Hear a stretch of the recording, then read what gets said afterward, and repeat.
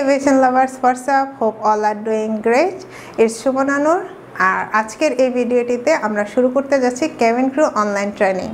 So আজকের ক্লাসে আমি আপনাদেরকে দেখাবো একটি এয়ারক্রাফটের ইন্টেরিয়র স্ট্রাকচার। এখানে আমি মোটামুটি একটি বিমানের স্ট্রাকচার তৈরি করার চেষ্টা করেছি। একটি এয়ারক্রাফটের ইন্টেরিয়র ডিজাইনটা কীরকম হবে সেটা ডিপেন্ড করবে এয়ারলাইন্সের উপরে, অর্থাৎ এয়ারলাইন্সরা তাদের নিজেদের পছন্দ মতো করে ইন্টেরিয়র ডিজাইন করে থাকে। সো একটি বিমানের ইন্টেরিয়রে কী কী স্ট্রাকচার থাকে আজকে আমরা সেগুলো শুরু করতে যাচ্ছি।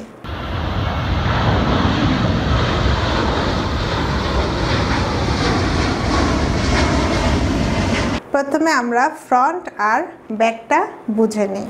এটা হচ্ছে ফ্রন্ট আর এটা হচ্ছে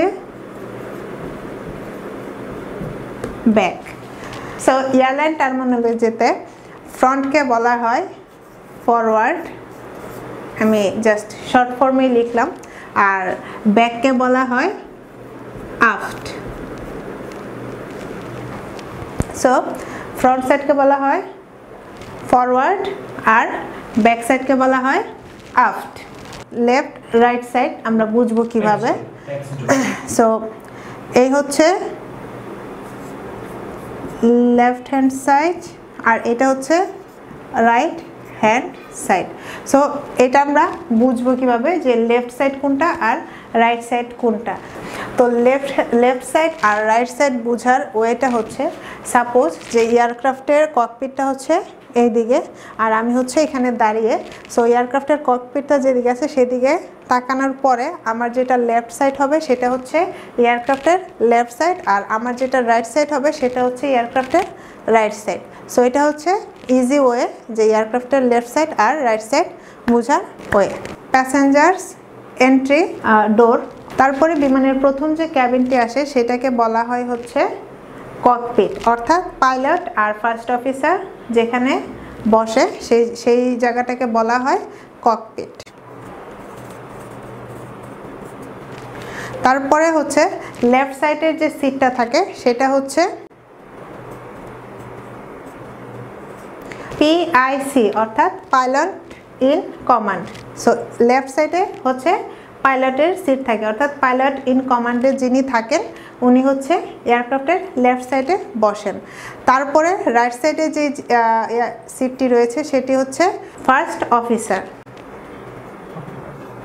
অথবা কো পাইলট। সো এয়ারলাইন টার্মিনোলজিতে ওনাকে ফার্স্ট অফিসার বলা হয়। সো এই সিটটা হচ্ছে ফার্স্ট অফিসারের সিট।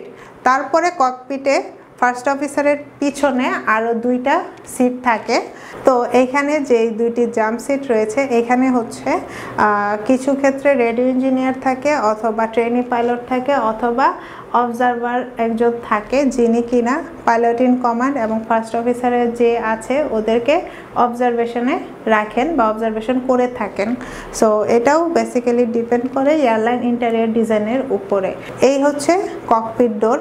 এটি বেসিক্যালি বুলেট প্রুফ থাকে এবং এটাতে এন্ট্রি করতে হলে আপনাকে একটি পাসপোর্ট দিয়ে তারপরে যেতে হয়, আর এই পাসওয়ার্ডটি কেবিন ক্রু অথবা হেড পার্সার আর পাইলটদের কাছেই থাকে। সো কেবিন ক্রুরা বাহির থেকে পাসওয়ার্ডটি দেয়, তারপরে শুধু কেবিন ক্রুরা পাসওয়ার্ড দিলে এখানে এন্ট্রি করতে পারবে না, ভিতর থেকে পাইলটকেও একটি বাটনে ক্লিক করতে হবে যাতে করে ক্রু ভিতরে ঢুকতে পারে।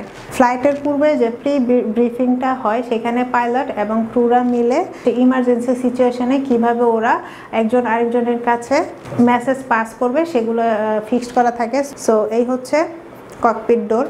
তারপরে হচ্ছে যেটা থাকে এক্সিট ডোরের সাথেই হচ্ছে থাকে এটা হচ্ছে ল্যাব অথবা ল্যাবরেটরি।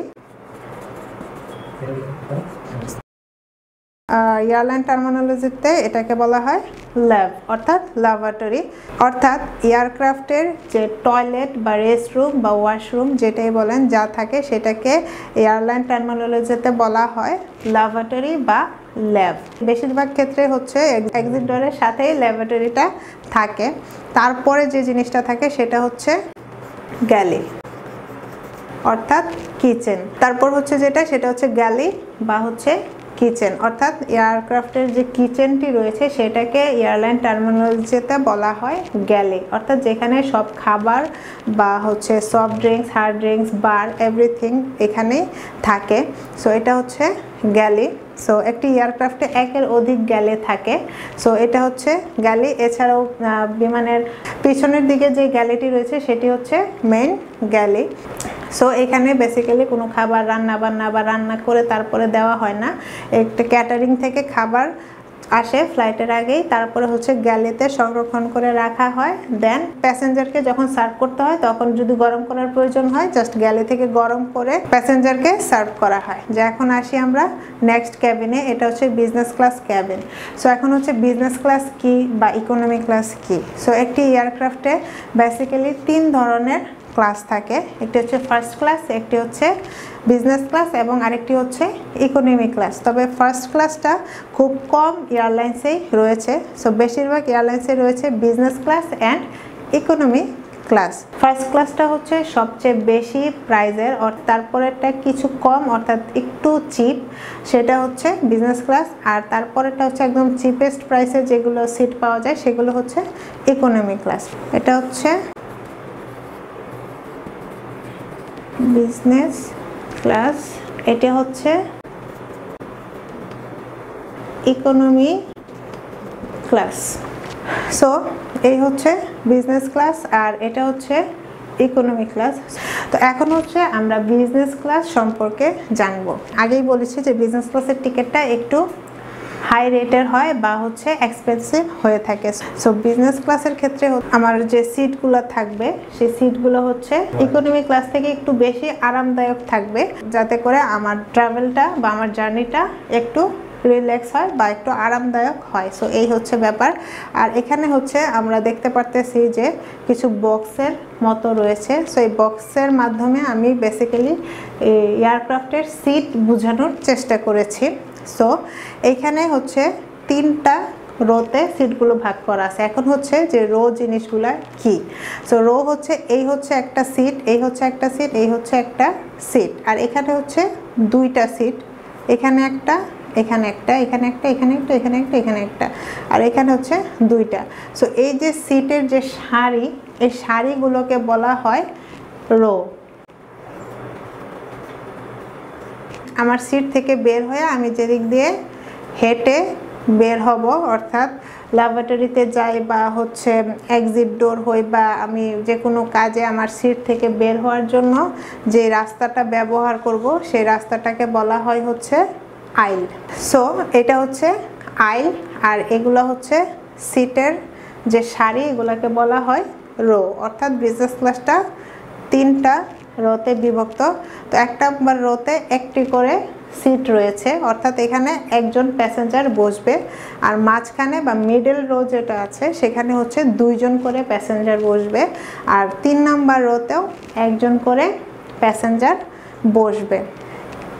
সো এই হচ্ছে বিজনেস ক্লাস। তারপরে যেটি আসে সেটি হচ্ছে ইকোনমি ক্লাস। সো ইকোনমি ক্লাসে আমরা দেখতে পাচ্ছি যে 3টি রোতে বিভক্ত, কিন্তু এখানে বিজনেস ক্লাসে ফার্স্ট রোতে ছিল 1টি করে সিট আর ইকোনমি ক্লাসে রয়েছে 2টি করে সিট, অর্থাৎ এখানে একজন প্যাসেঞ্জার, এখানে একজন প্যাসেঞ্জার। মিডল রোতে রয়েছে 3টি করে সিট এবং থার্ড রোতেও রয়েছে 2টি করে সিট।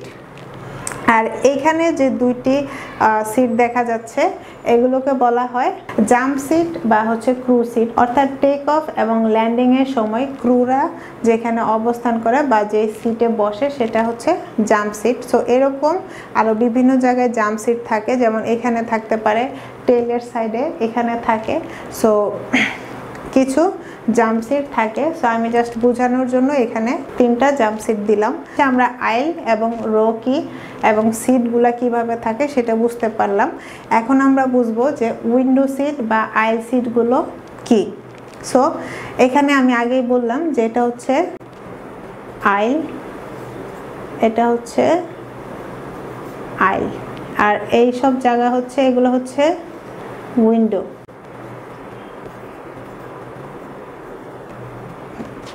সো এইখানে যে সিটগুলো রয়েছে এগুলো হচ্ছে উইন্ডো সিট। সো এগুলো হচ্ছে উইন্ডো সিট।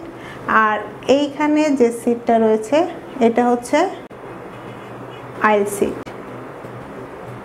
তো একই রকম এগুলো হচ্ছে উইন্ডো সিট আর এটা হচ্ছে আইল সিট। আর এই ক্ষেত্রে এটা হচ্ছে আইল সিট, এটাও আইল সিট, কারণ এই পাশেও আইল এই পাশেও আইল। সো এটা হবে দুইটাই আইল সিট। আর এগুলা যেগুলো উইন্ডো সাইডে রয়েছে সেগুলো হচ্ছে উইন্ডো সিট। আর এটা হচ্ছে মিডল সিট। সো তারপরে হচ্ছে এই উইন্ডোর মধ্যে আমরা যারা বিমানে ট্রাভেল করেছি তারা অনেকে খেয়াল করেছি যে এক ধরনের শাটারের মতো একটি জিনিস থাকে যেটাকে বলা হয় উইন্ডো ব্লাইন্ড। অর্থাৎ বিমানের উইন্ডোতে শাটারের মতো যেই ইটি থাকে যেটা হচ্ছে আপ ডাউন করা যায়, তো সেটাকে বলা হয় উইন্ডো ব্লাইন্ড। এই উইন্ডো ব্লাইন্ডটা বিমান টেক অফ এবং ল্যান্ডিংয়ের সময় উপরে উঠাতে হয়, অর্থাৎ ওপেন রাখতে হয়। সো এটা আমাদের অবশ্যই জেনে রাখতে হবে, কারণ যারা কেবিন ক্রু রয়েছে তাদেরকে বিমান টেক অফ এবং ল্যান্ডিংয়ের সময় প্যাসেঞ্জারদেরকে আগেই জানাতে হয় যে please take off your window blind. So remember it, এটা হচ্ছে উইন্ডো ব্লাইন্ড। সো আমরা ককপিট সম্পর্কে জানলাম, বিজনেস ক্লাস সম্পর্কে জানলাম, ইকোনমি ক্লাস সম্পর্কেও জানলাম। সো এখন আমরা যে সাইডটাতে চলে আসছি সেটা হচ্ছে একদম বিমানের পিছনে টেল সাইড বা হচ্ছে আফট বা ব্যাক সাইড যেটাই হোক। সো আমরা ব্যাক সাইডটা না ইউজ করি কারণ যেহেতু আমরা এয়ারলাইন টার্মিনোলজি অনুযায়ী স্টাডি করছি, সো এটা হচ্ছে আফট বা টেল। আর হ্যাঁ, বিমানের পিছনেও একটি ল্যাবরেটরি থাকে যেটা হচ্ছে, সো এই হচ্ছে আরেকটি ল্যাব। সো এটা এই পাশেও হতে পারে এই পাশেও হতে পারে। সো এই হচ্ছে গ্যালি, যেটা হচ্ছে বিমানের বা এয়ারক্রাফটের মেইন গ্যালি। তো আজকে এই ছিল আমাদের এয়ারক্রাফট ইন্টেরিয়ার স্ট্রাকচারের পরিচিতি। আগে বলেছি যে এয়ারক্রাফটের ইন্টেরিয়ার ডিজাইনটা ডিপেন্ড করে এয়ারলাইন্সের উপরে, অর্থাৎ এক এক এয়ারলাইন্স এক এক রকম করে ডিজাইন করে থাকে। বাট বেসিক যে স্ট্রাকচারটা অর্থাৎ যেগুলো এয়ারক্রাফটের ভিতরে থাকে সেই সম্পর্কে জাস্ট একটা পরিচিতি দেওয়ার চেষ্টা করলাম। তো আজকের ক্লাসটা এই পর্যন্তই। তো আজকের এই অনলাইন ক্লাসটি আপনাদের কাছে কেমন লেগেছে সেটা অবশ্যই আমাকে কমেন্ট বক্সে জানাবেন। আর আজকের ক্লাসে যেখানে বুঝতে অসুবিধা হয়েছে সেটাও অবশ্যই আমাকে কমেন্ট বক্সে জানাবেন, আমি আপনাদেরকে আবার বুঝিয়ে দেওয়ার চেষ্টা করব। যদি এভিয়েশন সম্পর্কে আরও কিছু জানতে চান তাহলে আমাদের সাথেই থাকুন, ইনশাল্লাহ আপনাদেরকে ভালো কিছু দেওয়ার চেষ্টা করব। সবাই ভালো থাকবেন, সুস্থ থাকবেন এবং আমাদের সঙ্গেই থাকুন। আল্লাহ হাফেজ, টাটা।